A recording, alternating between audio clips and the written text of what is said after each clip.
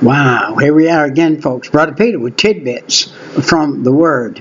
I've been studying in Acts 22 and 27 for a while, and what we see here is the Romans and the Jewish people were at odds about Jesus and about Paul coming around and saying what he was saying about Jesus, that he was the Christ and he was the Son of God. And these Jewish people right there in this particular time, in that day, they were supposedly following the law, even though some of them had professed Christianity, but they were circumcising their children by the law. So they were mixing law and grace. And Paul had to tell them, you can't do that. You can't mix law and grace.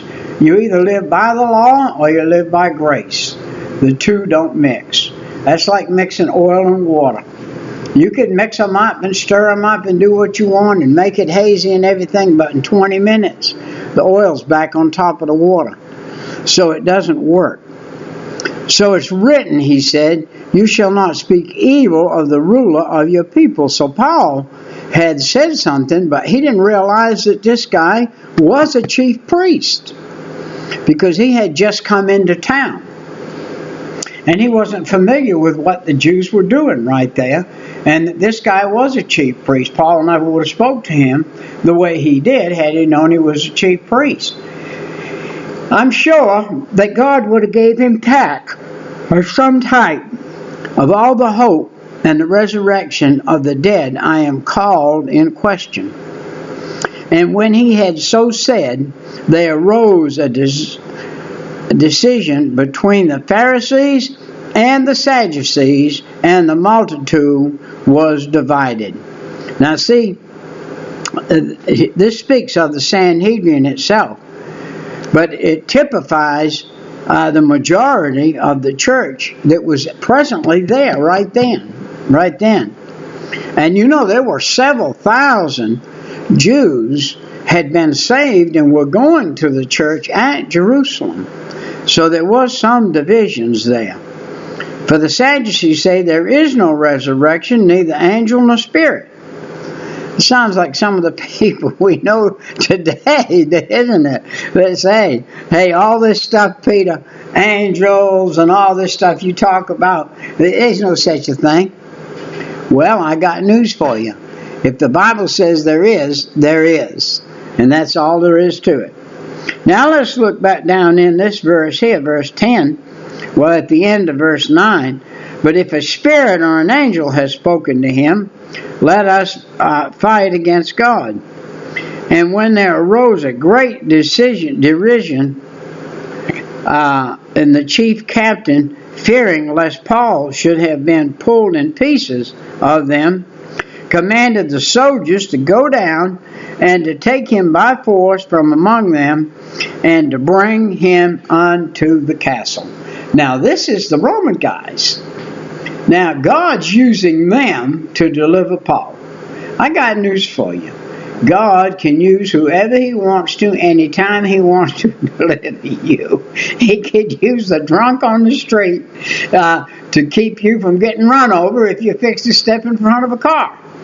And so God can use whoever he wants to use.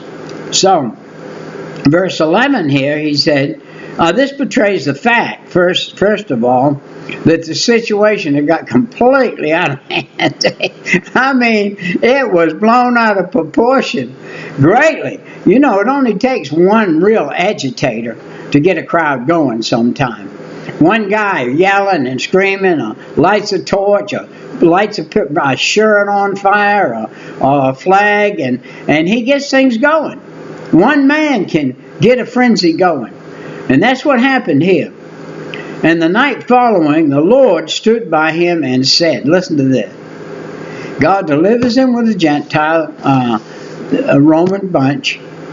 And now God's coming to him. Evidently, Paul was somewhat discouraged right here that he had come into this beehive. And my boy Jonathan said one day they came on this great big hornet's nest. And he said they walked back through the woods probably 100 yards. He said even more maybe. But they could peek around and they could still see it. So he said he shot it. And when he shot it, he said, they stood there and looked. He said it wasn't but a few seconds. Here they come. Right where he shot from. They were smart enough. They know exactly where he was. And that's kind of like Paul here. Paul came in, he stirred up the nest, and they jumped on him like white on rice. And so by Jesus, Paul said in Acts 22 and 8 and several other places, but be of good cheer, Paul. God says personally to Paul, he comes and he says personally to Paul, it's me, Paul. I'm here to see you again. How you doing? I know you're a little forlorn. I know you just had a hard time. You've been chained to 2 guards, pulled back up, and then they found out who you were, and they turned you loose, and then you went down there in that beehive, and now they happen to save you again because they know they're Roman citizens, and they know you now are a Roman citizen, and if they don't save you, they may be accused of causing the problem, and then they would get hung, or they would get castrated, or whatever they would get from doing that. So they retrieved Paul from the crowd. And then it said, for as you have testified of me in Jerusalem, Jesus talking to Paul, so must you bear witness also at Rome. You know what? He's in the midst of this hullabaloo, and God's telling him, you got to go to Rome. He's 1,000 miles from Rome, or maybe 1,400 miles, the way he had to travel to get to Rome. So he's fixing to go a long trek to Rome, and here he is out there.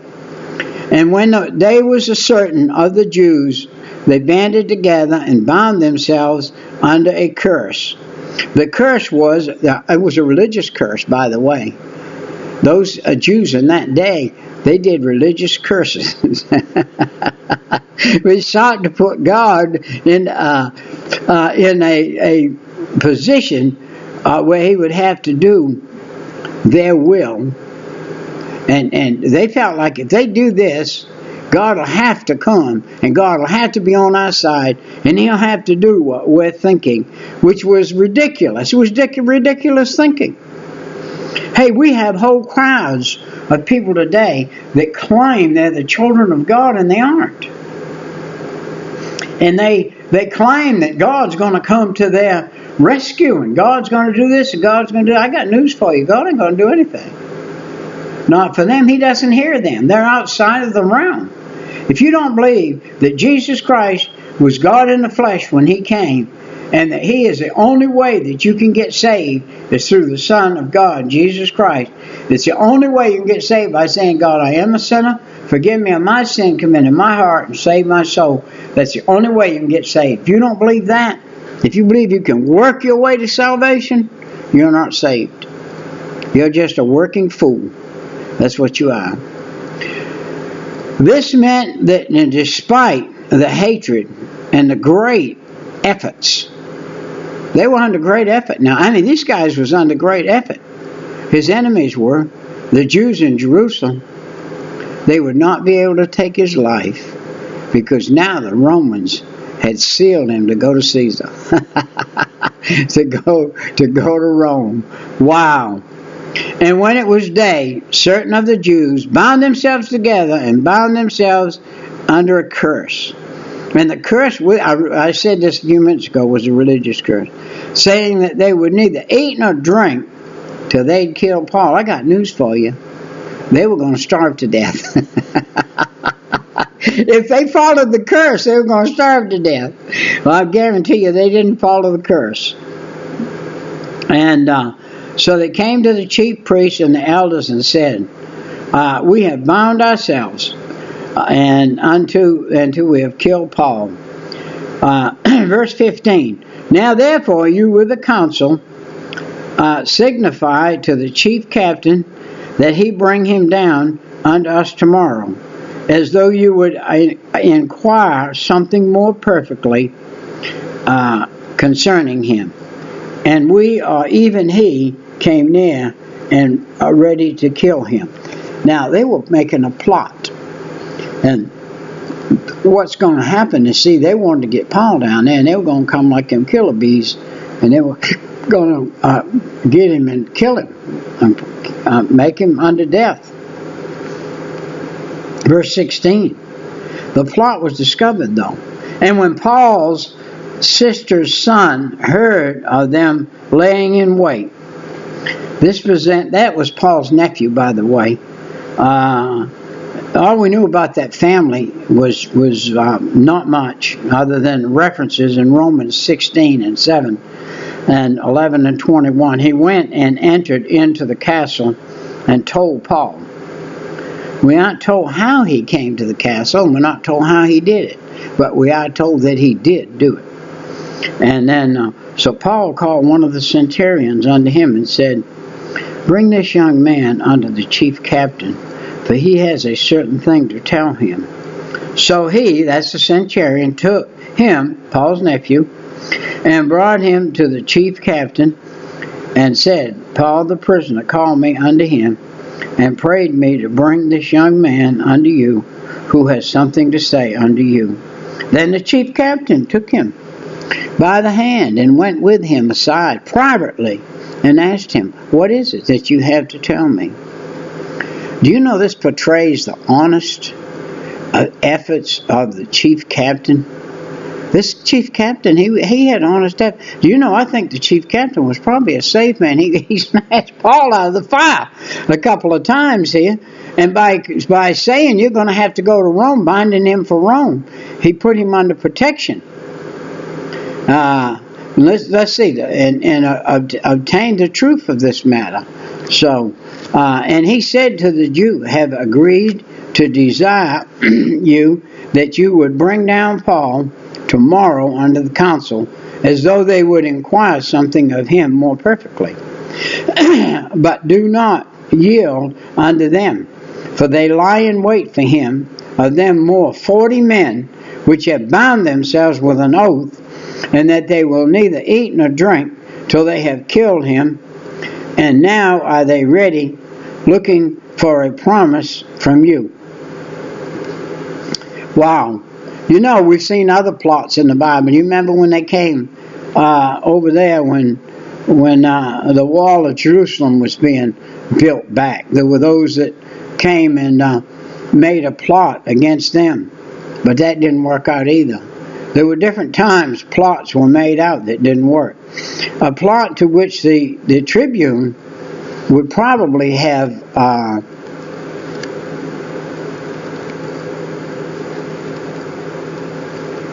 they probably would have made it. They would have did it if the young man hadn't gone up there and delivered them. That's like Rahab delivering these boys that came up to the wall. And they were in there and they were being sawed out. And Rahab hit them and then turned them loose. So the chief captain then let the young man depart, and charged him, See, you tell no man that you have showed these things to me.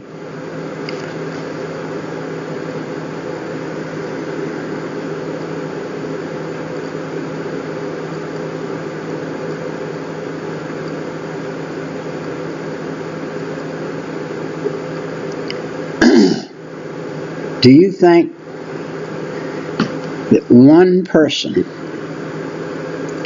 coming back to Paul, out of all of the Sanhedrin group, all of that Jewish group, can you imagine the blessing that was to Paul? Can you imagine the blessing that was to Paul? Just when he thought every one of them ought to be cursed and thrown into hell, here comes one and says, I got news for you. I'm going to tell you that they're fixing to try to kill you. So we need to think about that. How important one person is. How important one Christian person is. If you're a Christian, you are an important person. Last night, went into Wendy's. Little girl standing there, waiting on me. And no, I had a $20 bill. I had a smaller one, but I didn't want to break it. I wanted to break the 20 because I wanted to give her $1 out of it. And the other bill would have just covered my meal. So as I got ready to put the $1 in, the Lord said to me, you know, that girl probably makes $7 an hour. And I said to her, I said, you know, you probably don't make a whole lot of money. So I put a $5 bill in there, and I showed it to her. I said, look, close that up. Put it in your pocket. Don't take it out until you go home. And then you take it out. You take it out in here, and they're going to think you stole $5. So you keep that in your pocket. And when you get home, you take it out. And I invited her to church. Told her to come to the balcony. And she said, well, how may I do that? Hey, if giving a little old $5 bill can get somebody into the church house, that's a great thing. But this tract tells her about the Lord. And I told her about our websites and everything. And so, and the Lord has me do that often with young ladies. A lot of times it's just $1. But every now and then it's a $5. And so, hey, listen, I was telling my son today, it's unreal. I'm 77. I said this in an excerpt last week sometime, so you may sound like I'm a broken record. But I can't hardly get over it. That I'm a debt-free person. That I'm debt-free. Of course, I wouldn't want the IRS to know that. They'd come figure out some way to tax me for being debt-free. So, we got to be careful how we brag. I'm debt-free because God made me debt-free. Not because I was smart enough to be debt-free. But God made me debt-free. We tried to pay for things as we went. A board at a time, a board at a time, a board at a time, board at a time. My daddy was 80, right at 80. And he said, call me out. He said, I'm putting a floor in the living room. I said, what you putting in, Dad? He said, I'm putting in a board floor. He said, I measure it. I go down to Home Depot, and I have them cut it the length of the measurement. I bring it back, and I put it in, and I nail it down. And the next day, I go get another one. And another one. When I went to visit my dad a month or so later, he had it paid for, and he had it installed, and he had varnished it, and it was beautiful. And he did it at 84 years old, one board at a time. See, that's a northern example. I come from the state of Maine. I go up and visit friends up there. I got a friend up there right now. If I visit him this winter, he's about 80-something years old. If I go visit him this winter, I guarantee he'll be out in the woodshed splitting shingles to take the place of those shingles on the house that maybe have got decayed or bad or whatever. But he split every shingle on his house, he split by hand and put it on his house. That's his roof and his siding. Every single shingle he split by hand in the wintertime. He cut them off in the spring, cut them off the size length he wanted them, and he put them in there to dry, and they dried all summer. And then in the winter he goes out there and splits shingles off of them. And that's a practice. It's been a practice up north for years and years and years that people do that. They build their own houses. They do everything on them. They saw their own lumber. They put their own shingles up. They saw their own shingles, and they do it. And that's just the way it's done. And that's where I come from, and that's the way it was done here. I built this house. Had this mantle right behind me. Probably it was in I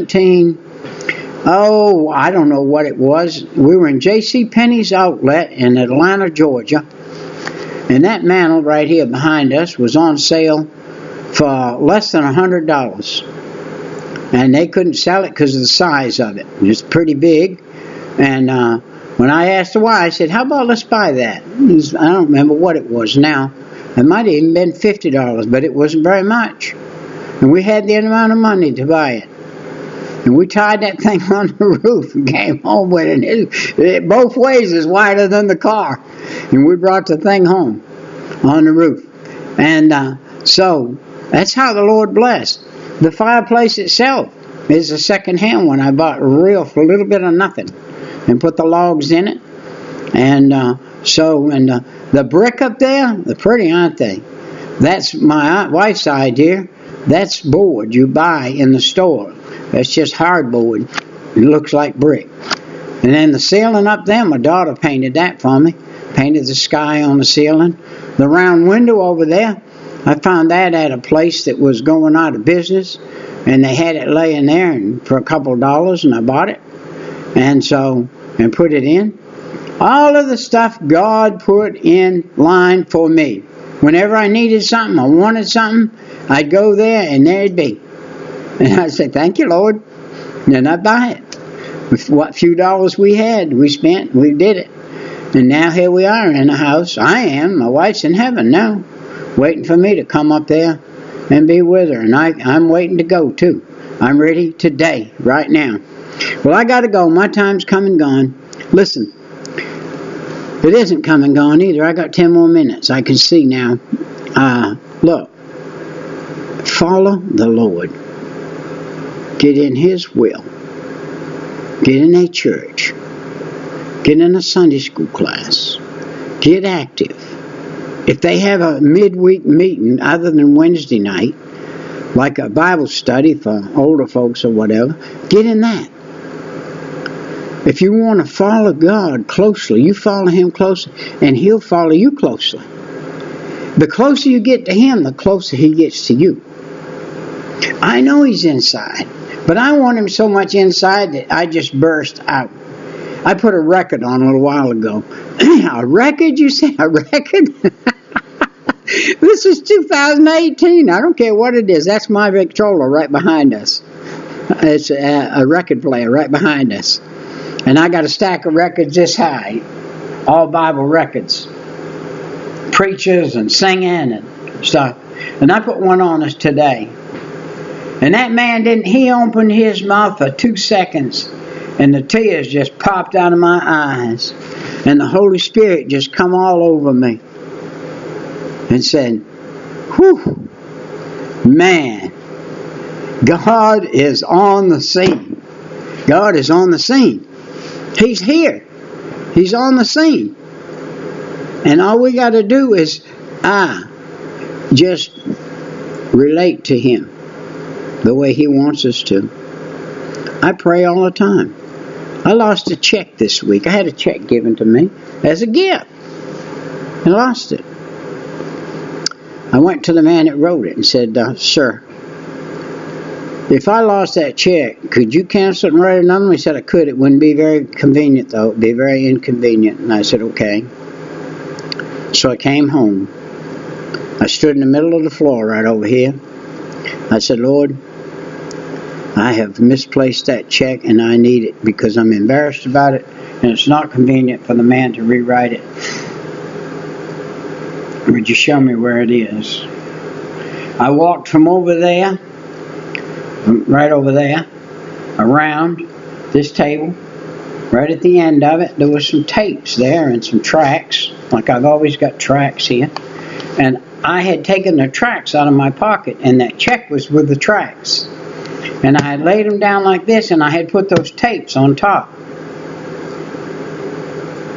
I just reached down and picked that pile up, and there was the check. You say, Peter, that was coincidence. No, it wasn't coincidence. That was God. You know how I know it was God? Because I'd already looked here. I'd already looked over here where that was. And I didn't find it. I didn't see it. And hey, matter of fact, there's the stub right there. There's the stub still in my pocket with some tracks. I guess this is a bad habit of mine. I've always got these tracks in here, and if I put a check in here too, when I put the tracks down, I can misplace the check. So I have to be more careful of that as I get older. Oh, me. Well, isn't this a good life? It's a good life. It's a good life. we've got some things ahead of us. You could pray with me and help me pray. I have a sister that has the same exact thing my wife had, which is a cancer in the brain, and she's been operated on, and she's in hospice right now, but they're going to release her to come somewhere, and she's going to come here. And when she gets here, I'm going to have to bite the bullet. My wife was, for last year that she was alive and laid in that bed over there, she was champion. Never one time ever, never ever, one time, not one time in the year my wife had that cancer and was operated on did I ever hear a negative word come out of her mouth. Not one complaint, not one anything. Just didn't want you really waiting on us. I said, don't do that. And I said, yeah, we're going to do it. That's what we want to do. And we do things, but she didn't want us to do that. And her only complaint was that she didn't want us to wait on her. She wanted to do it herself, but she couldn't. So, here is a woman that I had that never complained, and now I'm in a situation with one that is not quite like that. And so, it's very difficult for me to bring myself to be a good workman under the situation when I had the perfect example in front of me, and now I don't have that perfect example anymore. So I'm having to learn, and I'm learning. Real hard learning. All right, let me read the rest of this here. Verse 13. And they were more than 40 which had made that conspiracy. And then that boy came and told them about the plot. Now in verse 16, and when Paul's sister's son, all right, that was when he went up. Verse 20, and he said to the Jews, have agreed, all right, verse 22, and the chief captain them let the young man depart. Verse 23, and he called unto him 2 centurions, make ready 200 soldiers to go to Caesarea, and horsemen 70. That's 70. And a spearman, 200 spearmen. That's men with their spears. 200 of them going out there. At the 3rd hour of the night. That's about 9 p.m. at night. It's dark now. And they're getting ready to go. And provide them beasts that they may set Paul on. Now Paul sat on a jackass or some kind of beast or a horse or whatever, and he's ready to go. And bring him safe unto Felix the governor. Wow. You know, this man was fearing his life. If Felix didn't get Paul safe, Felix would have come and said, hey, what happened to my prisoner? He was my prisoner. I know you got him, and you called me. You said he's my prisoner. Now you told me that. Now I want to see him. Bring him, make him appear. And if they couldn't make him appear, Felix would have killed him. And he wrote a letter after this manner: Claudius Lysias, this was the Roman tribute, unto the most excellent governor Felix, send greetings. This man was taken of the Jews, and should have been killed of them. Then came I with an army, rescued him, having understood he was a Roman. So Felix did right, because this man's a Roman, and he did right to save him. And when I would have known the cause wherefore they accused him, I brought him forth to thy council. That's the Sanhedrin. Whom I perceived to be accused of the questions of their law. That was the law of Moses. Now the Sanhedrin were the Jewish people, and the law of Moses was the Jewish law. But to have nothing laid to his charge worthy of death or bonds. He said, because he's a Roman, there was nothing there laid to his charge to charge him for. And when it was told me how the Jews laid wait for the man, I sent straightway to you and gave commandment to his accusers also to say before you what they had against him. Against him. And then he says, farewell. I love it. And I love it. Because he has said, all right, you bunch of Jews, you come over and tell Felix what you had against Paul. You think you're going to do that? Not on your life.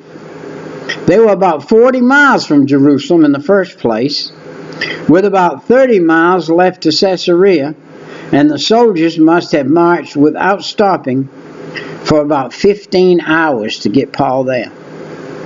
So they took serious that those 40 men had meant business.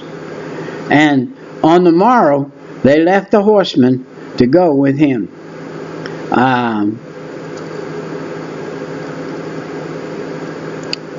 There was an infantry right there of those men, roughly 400 of them, that returned to Jerusalem, while the other soldiers, some 70 horsemen, and the cavalry, consisting of some 70 horsemen now, and took Paul the balance of the way to Caesarea, and returned to the castle, whom when they came to Caesarea and delivered the epistle to the governor, and presented Paul also before him. And when the governor had read the letter, he asked of what province he was. And when he had understood that he was of Cilicia, I will hear you, said he, when your accusers are also come. And he commanded him to be kept in Herod's judgment hall. Wow. So Paul's in a safe place in Herod's judgment hall where he can write this letter. He can write this letter, this Acts stuff. He can write it. How can he write it? He's kept in a hall where there's lamps, there's quills, there's ink, there's parchments, everything. And he's in a hall. He's in a beautiful place. Hey, God delivered that man time after time after time into a safe place to write the Bible. And a lot of people think, well, Paul went to prison. Well, yeah, he did, because God had him go there. That was his place of safety. When he was there, he was in a safe place. And somehow he would say to the jailer, he'd win the jailer to the Lord, and then he'd say, hey, you reckon you could get me a quill and some ink and some parchments? And the jailer, of course, would say, why, sure I can. I'll go get them for you. And he'd get them, and he'd say to Paul, he'd say, look, you sit at my desk and do your writing, and I'll stand over here against the wall and watch you and meditate and thank you for winning me to the Lord, and I'm going to be on your side and all this and that. Paul said, hey, why don't you bring all them other prisoners up here and we'll have a little meeting. And the jailer said, I can't unlock all them doors and bring all them prisoners. Hey, Paul said, they won't go anywhere. I've talked with every one of them. Every one of them's asked Jesus to save them. They're not going anywhere. They'll come right up here. They'll have a meeting with us. And then when we get done, you can put them back down there. Or they'll go back down there and close the door themselves. And you ain't even got to lock them. Then nobody's going to leave here. They all are going to follow Jesus, and they're going to do what you need them to do. Can you imagine that? Hey, if you got the power of the Lord on your side, you got something to work with. You got something you can do something with.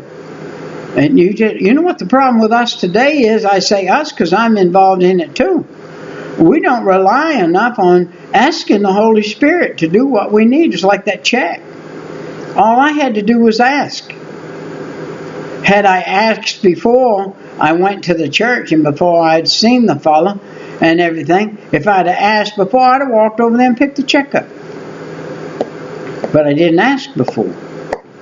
I went and asked, what if I had lost it? And it would have offended the guy. So I said, Lord, I need to find it. And so the Lord helped me. He probably said, why didn't you ask me yesterday? And I should have. Well, we're at 34 minutes on a 30-minute thing. So we're going to say goodbye. And we love being with you. Glad you checked on to this particular excerpt. And there's many of them. Some of them may be what your fancy is and what you need. Some of them may not be what you need. And if they're not what you need, that's probably what you need. And if they are what you need, that's probably not what you need. So isn't that funny? But that's a conundrum that works the opposite way. And but it does work. So we'll see you next time. Right. Bye-bye.